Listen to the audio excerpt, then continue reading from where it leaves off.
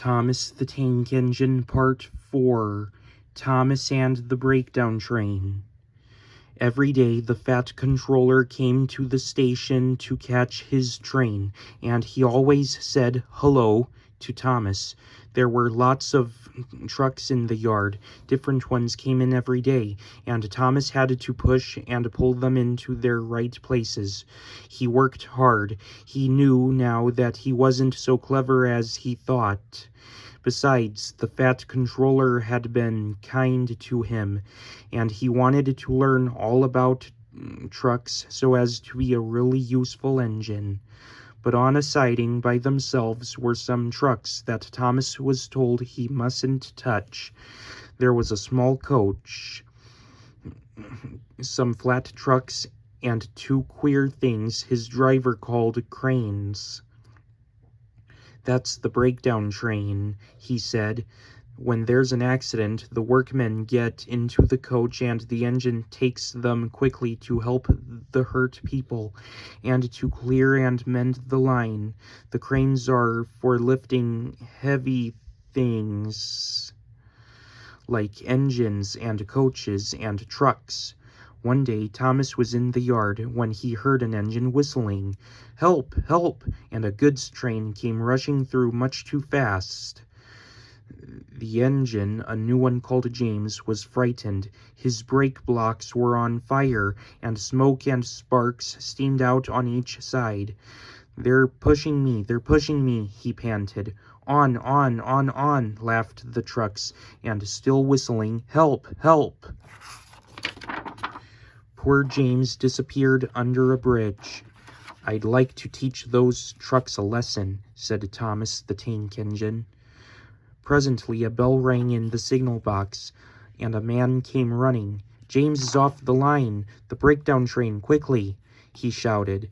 So Thomas was coupled on, the workmen jumped into their coach, and off they went.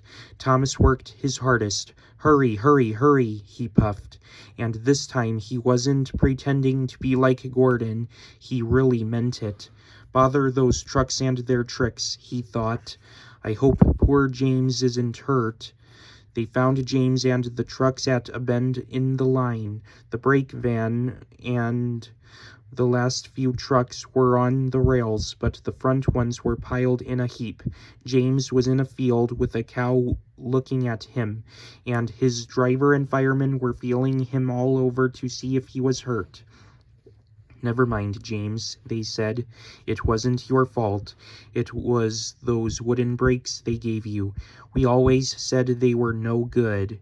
Thomas pushed the breakdown train alongside. Then he pulled the unhurt trucks out of the way. Oh, dear, they groaned. Serves you right," puffed Thomas crossly.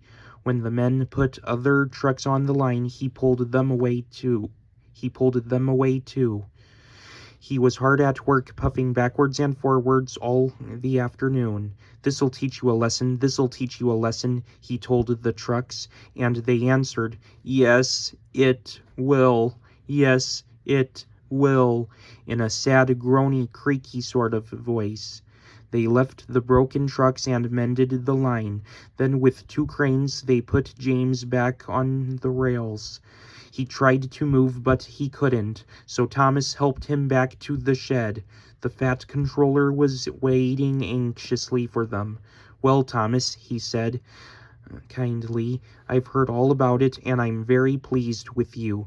You're a really useful engine. James shall have some proper brakes and a new coat of paint, and you shall have a branch line all to yourself."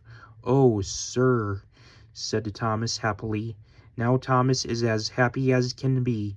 He has a branch line all to himself and puffs proudly backwards and forwards with two coaches all day. He is never lonely because there is always some engine to talk to at the junction.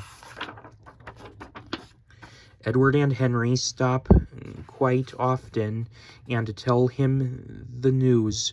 Gordon is always in a hurry and does not stop, but he never forgets to say poop poop to little Thomas, and Thomas always whistles peep peep in return. The end.